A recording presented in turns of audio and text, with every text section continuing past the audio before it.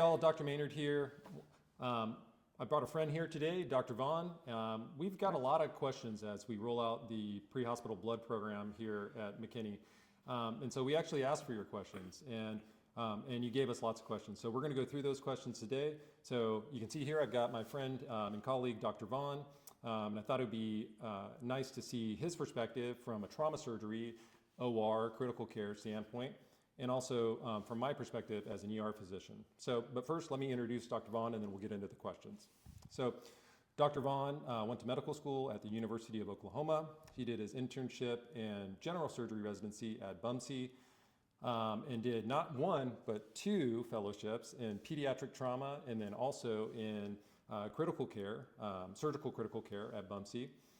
Now he's currently serving as the trauma medical director at Baylor McKinney here in town, and also has been a great advocate of pre-hospital blood.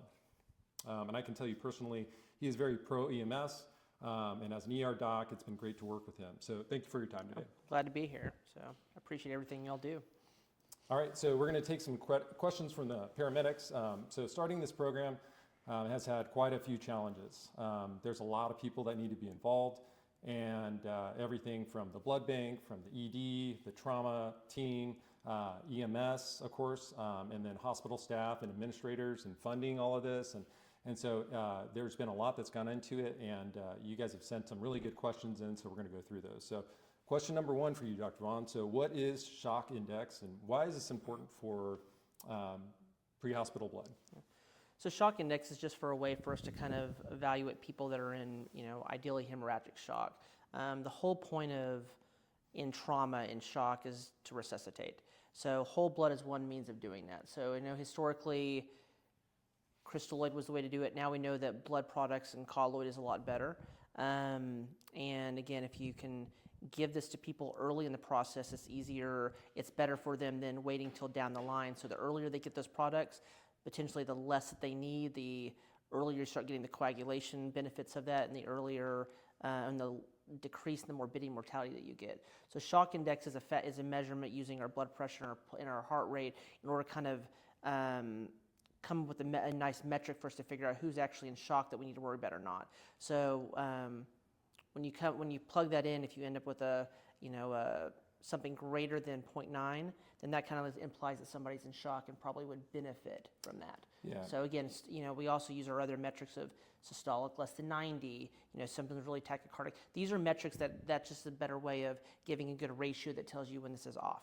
Yeah, absolutely. So just to spell out the equations, shock index is the heart rate over the systolic blood pressure. And so if you looked at a patient who had a heart rate that was really high and a blood pressure that was low, that would give you a really high shock index. And so a high number is a bad number. So anything over 0.9 can be associated with the need for blood transfusion because of hemorrhagic shock. So also what I found is that shock index can be deceptive sometimes. And so you get a heart rate of 100 and a blood pressure of 100, and you say, well, systolic's 100, we're good. But that's actually a shock index of 1 because it's 100 over 100, and that's actually a bad sign. Yep. And so sometimes these numbers can be deceiving. So, and for what it's worth, for the paramedics listening, shock index is actually something that can be done on ESO. And so once you plug in the heart rate and the systolic blood pressure, it'll automatically calculate your shock index, and then you can use that moving forward. And that's something that we'll probably add moving forward. The next question I'll take, it's a pretty easy one. So someone asked us to define exsanguination, and it just means basically that you're losing blood, either internally or externally. It comes from the Latin phrase sanguis, which means blood, and then ex, which means out of. So you're out of blood. So exsanguination, there you go, easy one. All right, next question is I'll take as well because it's more of a logistical question, but the question is, came up multiple times, is every med unit going to carry blood, or how will this blood be carried? Well, actually, it's only going to be the EMS one that's going to be carrying the blood. They're going to be carrying it in a cooler, a special cooler that's called an APRU, and we'll talk more about that later. But they're going to carry 2 units of blood, and they're going to meet or intercept the paramedics that are actually giving the blood in the field. All the ambulances, in turn, will carry 3 things: the warmer to warm the blood, the pump to pump the blood in, it's actually a hand pump, and then the tubing that allows that blood and saline to be mixed and then give to the patient. So EMS 1 will actually carry the blood, be responsible for it.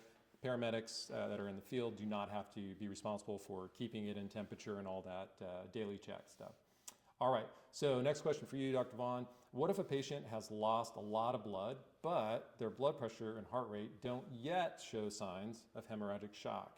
Should we still give blood to those patients, or should we wait? What do you think? I think it depends on the scene. I mean, if you see a lot of blood at the scene, sometimes these people are, they can maintain their blood pressure, they can maintain their heart rate to a level, but again, they kind of fall. I'll just say kids are especially prone to that, is that kids will do okay until they fall off the cliff. So if you see a lot of blood on scene and they look like they're not doing well, they look like they're in shock, if you're really worried about that, the risk of transfusion at that point is probably lower than the risk of them bleeding to death. So I think if you're really worried about it, no one's going to fault you for transfusing in that setting. So a little bit of that left up to discretion of like who's on the scene and what they see. But if they have normal, reasonable blood pressures and the blood's there, you can wait if they look okay. But if you're concerned about it, don't hesitate. If they look pale, like they're about to crash, do that. So examples of this would be, people that are if you're on a beta blocker, your heart rate may not jump up, your shock index may not be terrible. So you could be in shock and it doesn't show that on your vitals. But you may be pale as a sheet, you may be clammy, so if you've got a clinical indication of that, don't hesitate. Yeah. So this is the point of having this at the scene, so that when you get, when we, get to the hospital, again, that'll help us minimize how much we need, and then we've got a patient that's not crashing upon entry. Yeah, great point. Yeah, I agree, and I generally say, if the patient doesn't meet criteria yet, keep watching them and watch for the trajectory. Some patients get really sick really fast. They're dumping their blood pressure, their heart rate's spiking, they look pale, like you said, and so it's a trajectory. So once they meet criteria via the protocol, it's going to be based off of vital signs, then of course give it. But logistically, you might ask, well, are we going to wait on scene, or how are we going to approach this? Well, the APRU cooler can actually just be put in the back of the ambulance, and you can take it, and it's going to stay cold for 3 days. So you've got plenty of time. Yep. You don't have to rush or worry about that blood coming to room temperature. So that's a great point. So the next few questions are from Chase Eller. Thanks for submitting your questions, and from his crew over at Med2. So the next question is, should we give pre-hospital blood to traumatic cardiac arrest? And at what point is it too late? The patient is kind of no longer has a decent chance of survival. And blood is a precious resource, and we don't want to waste it on patients. And so would we be wasting it on certain patients? So the nice thing about this is we actually have a traumatic arrest protocol. Yeah. And so if a patient's in asystole, we don't resuscitate those traumatic arrest patients anyway. We call it because the chance of survival is incredibly low, and so that's why the protocol is written that way. Now, for traumatic PEA, these are the patients that probably have a decent chance, and we would encourage our paramedics to give pre-hospital blood. So what are your thoughts on that? I'd agree with that guideline. I mean, if someone shows in the ambulance bay, there's been some sign of life, some cardiac activity, the most common reason to die in trauma is bleeding to death. Yeah. So that's more important than anything else. If it's blunt trauma, there's minimal benefit to doing a ED thoracotomy. Mm-hmm. And again, an ED thoracotomy in that setting also wouldn't do anything if you don't give blood.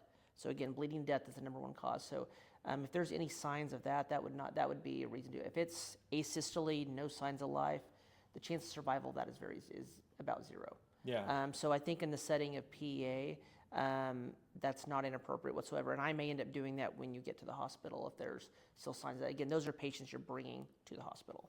Yeah, and I think the point here is, sometimes the heart is working fine, it's pumping, but it just doesn't have any any blood to pump around, right? And so we can give them blood, and hopefully they can stave off a clot where they're bleeding from, maybe their liver laceration or whatever the case may be. So, all right, and the next question I'll take it. This is how much blood is going to be carried. We're going to start with 2 units of low titer type O blood, and it's going to be whole blood that we're getting from our blood bank, and we'll keep that in the cooler at all times, so we can give up to 2 units in the field.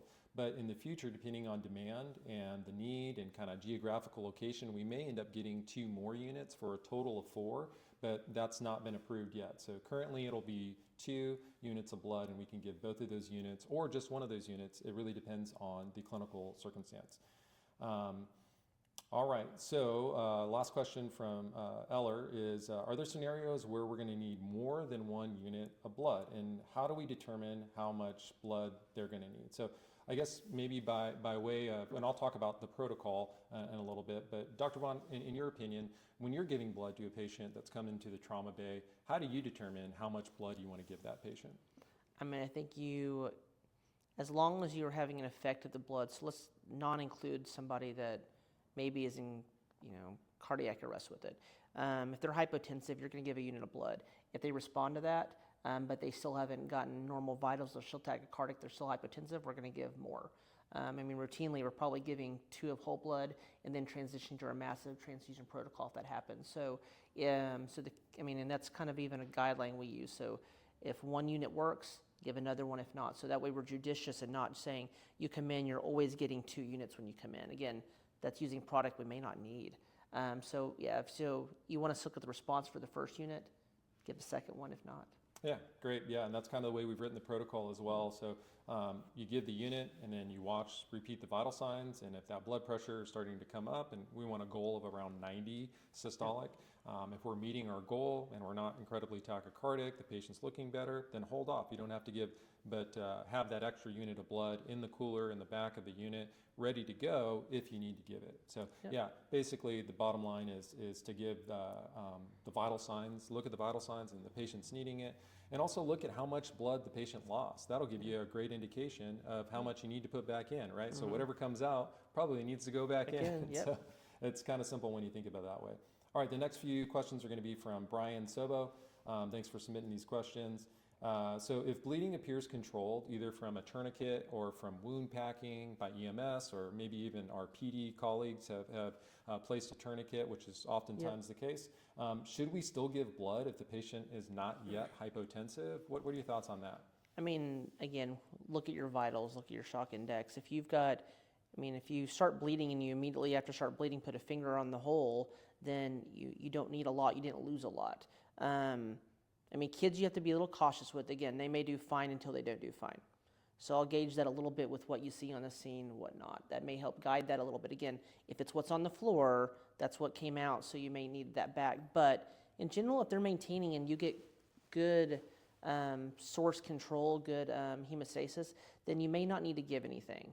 But again, that's also why you want to have it, because what if you have it, but then your tourniquet moves, it dislodges, or you've packed a wound and then it comes out. Sure. You may start hosing out again. So again, having it available is when you kind of have to gauge that with that. Yeah, I think the take-home point is things can change in a patient's trajectory, so you can't, set it and forget it. You kind of have to keep watching them and keep assessing. Yeah. So. But if you're got it controlled, you probably don't necessarily have to give it if they're stable. But that's also why if I was going to take them to the OR with, because they have an injury to a blood vessel, I'm going to have all that blood available, because the minute I take that tourniquet off, then we're going to have bleeding. Yeah. So that's kind of the idea. But once you have control, that's the whole point, is to stabilize until you can do definitive care at that point. Yeah, absolutely. And just a reminder that if you're out in the field and you have a question, you got a patient lost a tremendous amount of blood, but their vital signs look rock solid, just picture perfect, call medical control, run it by me. I'm happy to walk you through it over the phone. So. Yeah. All right, so the next question is a little bit of a kind of a logistical and how to kind of keep blood working properly. So what happens if the whole blood warms up, or what if it's dropped? So just a reminder, the goal temperature for blood is to keep it between 1 and 10 degrees Celsius. Now, if the blood gets too low in temperature, it'll literally freeze and hemolyze, and then that blood is no good. It can't be given. And so there's monitors to make sure that doesn't happen. Now, if it gets too high, this is a little bit more complicated. Basically, if you're planning to give the blood and that temperature comes above 10 degrees, that's fine, because you just give the blood. Remember, we're literally warming the blood in our Q flow, or Quinn flow, as some people pronounce it, warmer.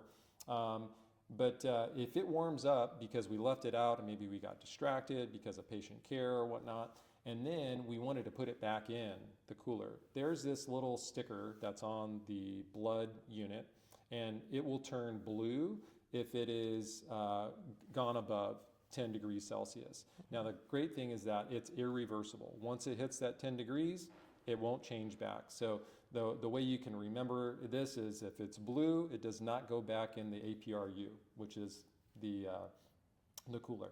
Well, what do we do that with that blood? Actually, we put it in a biohazard bag, and then we put it, quarantine on that blood. Then we can put it back in the cooler, and then we can take it to EMS 1, or we can take it back to the blood bank, and then they can test the blood to see if it's still a viable resource, if we can still give it. Okay. If the bag is dropped, we can just inspect, make sure there's no rupture, make sure that there's no air bubbles in it, that none of the ports are compromised, and if that's the case, it's still a good bag of blood. And there's going to be a whole policy on how to inspect blood to make sure that it is working properly, so look forward to seeing that. So, all right, next question for you, Dr. Vaughan. So, pre-hospital blood. Now that we're going to be giving pre-hospital blood, how does that change our approach to patients in regards to a couple different things? TXA, fluids, vasopressors, and rapid transport. And maybe you want to take TXA first. Yeah, I'll knock these all out one at a time. So TXA, it changes nothing for you. Yeah, so again, great. we want to keep doing what you're doing. I would not change it. So if you're giving whole blood, you probably need to give TXA.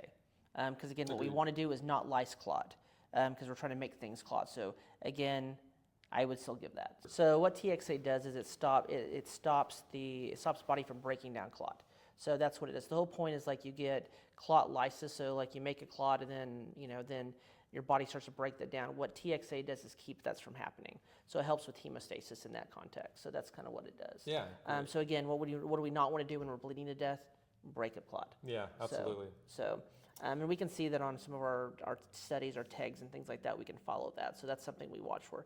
That's supposedly the benefit of using this in the field is that, again, your people that are bleeding to death at a scene from a military death, that's where this came from. Yeah, absolutely. And I think the first step, right, is if someone's bleeding, is stop the bleeding, right? Yep. Keep the red stuff inside, right? Yep. And then now we have the new tool of putting the red stuff into the patient, right? So we've got a few more tools now, but it doesn't take away the basics that stop the bleeding first, tourniquets, wound packing, right? TXA is still a great tool. Yep. So, and how about fluids? Should we be giving fluids to trauma patients? Should we be giving fluids with pre-hospital blood? What are your thoughts on that? So the whole idea is, ideally we're giving blood instead of giving that. So the literature would tell us that really we should be giving colloids. So if we can give what they're losing, let's give that back.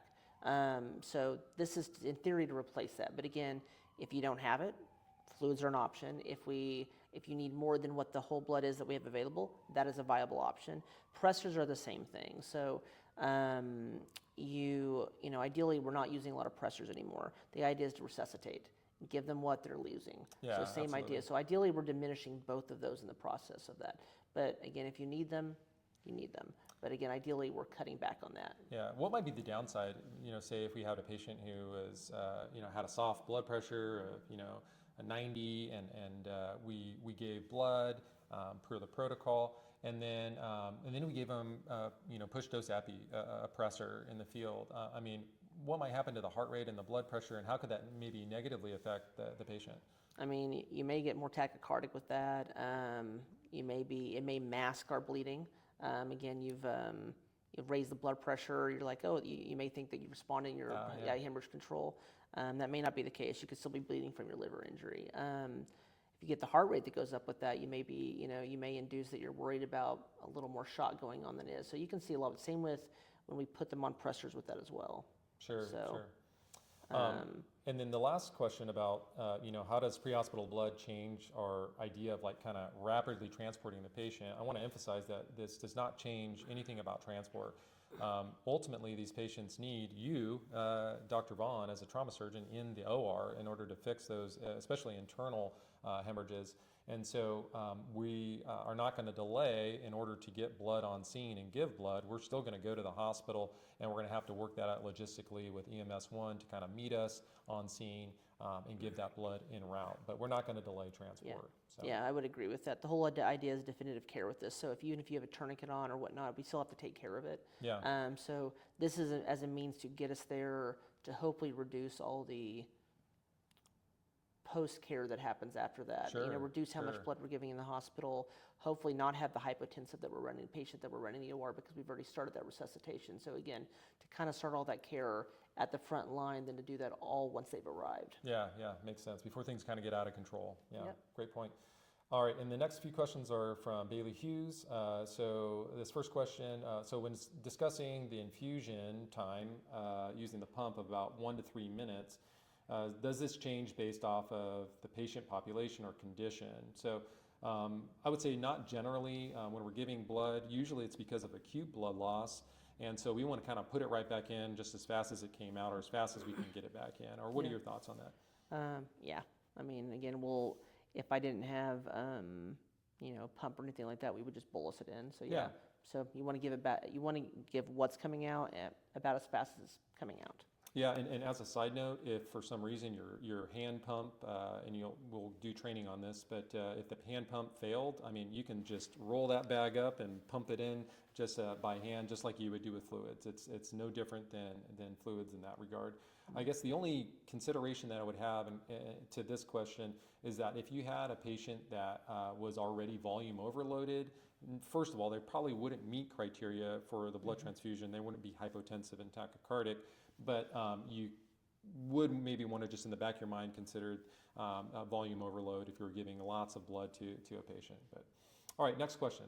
Is there a specific time when saying early for TXA administration? I guess the question maybe said differently is, when's the best time to give TXA? I mean, again, at the scene, as you're transfusing the patient. So these are, you want to give TXA in the first hour of the injury if you can. Yeah, So basically the earlier the better, Yeah. right? Yeah, and so I think some of the studies showed that within 3 hours Yeah. there was definitely benefit. More recent studies showed within 2 hours. Now the great part about us in EMS is that we get to the patient first, right? Yeah. Even before the hospital, so we have that opportunity to give TXA early in the disease process. Yeah. So, all right, and last question here from Bailey.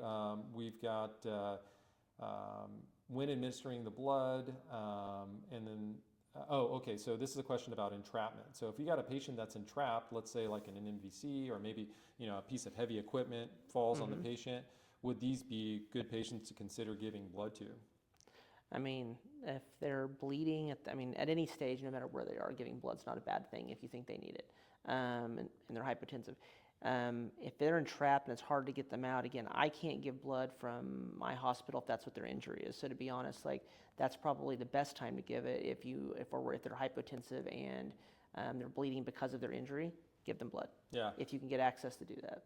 And as a reminder, from the Deeb study from 2003, we had this thing to remember that every 1 minute that goes by during hemorrhagic shock or from a traumatic injury, we lose our chance of survival by 2%. So if it takes you, 30 minutes to get this patient out, 15 minutes, you're losing, 30 to 100% of your survival, and so that is considerable. So I think this is really where pre-hospital blood shines, is when we can't get the patient to the hospital because we can bring the blood to the patient and resuscitate on scene.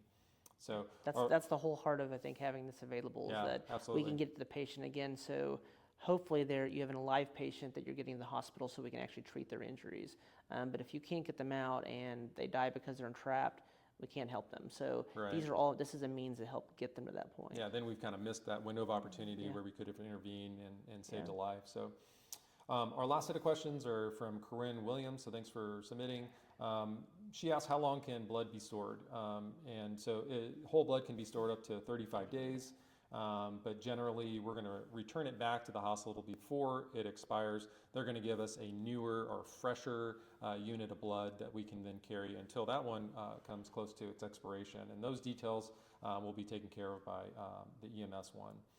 All right, and then the next question is, how long can the blood be exposed to temperatures outside the range that it's supposed to be stored at? So remember, it's supposed to stay between 1 and 10 degrees Celsius. And so there's kind of two rules that we have here. There's the 4-hour rule and there's the 30-minute rule. So we'll take the 4-hour rule first. So when you give blood to a patient, we want it to be warm, right? It needs to be cool in order to store it. So we're going to take this blood out of the cooler and then we're going to give it to the patient, and we actually use a warmer to warm it up. But let's say we've got it out and it starts to warm to the room temperature, surrounding environment temperature on its own. How long do you have before you can give that blood? Well, generally it's about 4 hours that you can give that blood when it comes to room temperature, and it's still going to be viable blood.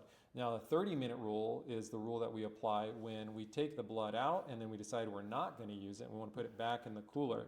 So we only have about 30 minutes to take that blood out. Now remember, it's got that tag on it. So if that tag turns blue, it cannot go back in the APRU, not without being quarantined first. And so we've got about 30 minutes to give it, and if we don't, and it comes up to temperature above 10 degrees Celsius, we can't use it. We got to quarantine that blood. But if that tag is not yet blue, it can go right back into the cooler. So, all right, next question. So what is the goal blood pressure when giving blood? Is it different than when we give normal saline or lactated ringers? And then what does this do to the whole idea of what we call permissive hypotension? And I guess the last part of this question is, does it depend on the type of bleeding, external, internal? I mean, realistically, internal or external doesn't change what it is. Bleeding is bleeding. I don't think I worry that much about that. That's where your shock index is a little bit helpful in terms of that, because you're right, there is a balance of permissive hypotension. We no longer are shooting for make somebody normal at 120. Mm-hmm. But we probably want to get our systolic above 90. That's probably a reasonable, that's kind of a reasonable number. There's some literature on spinal cord that maybe 110 is a little bit better for that. But again, if you can get people to 90 and not be hypotensive, that's our goal. So we're not shooting to make them hypertensive with the blood or fluid. And it doesn't change whether it's fluid or blood. Hypotension's hypertension. Sure. So that's our goal. Yeah, so hopefully if you can get a systolic at 90, that would be our goal. Fantastic. All right, and then our next question is, how should we inspect the blood? This is going to be a policy, but just to kind of give you the highlights, we're going to look at the label, make sure that it's not expired. We're going to look at this tag that looks at the temperature, make sure that it's not above 10. It's called a time strip, BT10, and that just means blood temperature, BT, and 10 is 10 degrees Celsius. So if it goes over 10 degrees, it turns blue. We've got a training video that we can walk you through on that and how to use that. And then the next thing you're going to look after the label and the time strip is look at the bag. Are the ports all secured? Are they sealed? Are there any leaks, any air bubbles? You're going to look at the blood itself and kind of move it around, make sure there's no clots, make sure there's no kind of stringy, what we call fibrin in there. You're going to look at the color of the blood. It should have a deep dark red, and if it's starting to separate or have an abnormal color, you'd want to report that. And then how much volume is in it. It should be about 500 cc's in a typical unit of whole blood. And if you see it's dramatically less than that, well, if that's changed, then something's leaking out, right? So obviously you'd want to take a look at that. All right, and our last question, we've come to the end here. So Dr. Vaughan, can you give blood through an IO just like normal saline and LR? Absolutely. Okay, all right, there it is. And just a reminder. Those are easy questions. Yeah, easy one to end here. Just a reminder that, remember, depending on the location of your IO, you're going to have different flow rates. They're not dramatically different, but they are pretty different. Now, remember, proximal tibia is the slowest, and that's about 100 mLs per minute. And that one we actually took out of our protocol because of complication rates and compartment syndrome and lack of proper placement. We were getting a lot of cortical placement, meaning that it wasn't in the bone marrow, it was actually in the bone, but not in the bone marrow where it needs to be. And so bad flow rates and that kind of thing. So our best choice for giving blood would be the proximal humerus. That's going to be the fastest. It's about 200 mLs a minute. So you could get your whole entire blood unit in 2.5 minutes, technically. And then distal femur is about the same as tibial, maybe a little bit faster, about 130 mLs per minute. But yeah, proximal humerus is going to be your best choice if you wanted to give any type of fluid through an IO. It's going to be the fastest. So just a reminder as we wrap up here that the protocol will cover all the details of indications for blood. We got a lot of questions about that. That'll all be covered in the actual blood protocol. And then a lot of the logistical training will come later as well. And of course, training on the actual equipments, on the warmers and the pumps and the tubing, and of course the coolers. So Dr. Vaughan, I want to thank you for your time Oh, my today pleasure. and being a part of this and being an advocate for EMS in the field. Can't tell you how much that means to us, knowing that the guy that's going to take the patient to the OR and fix the problem is on our side. So thank you for your time today. Oh, my pleasure. This is a big deal, I think, for the community and for our city and for for our service. To be honest, this is really going to help our patients. So, we're here to help. So. Awesome. Thanks so much. And if you guys have any questions, please reach out to your EMS captain or reach out to me directly or the EMS division. So thank you and have a great day. Thank you all.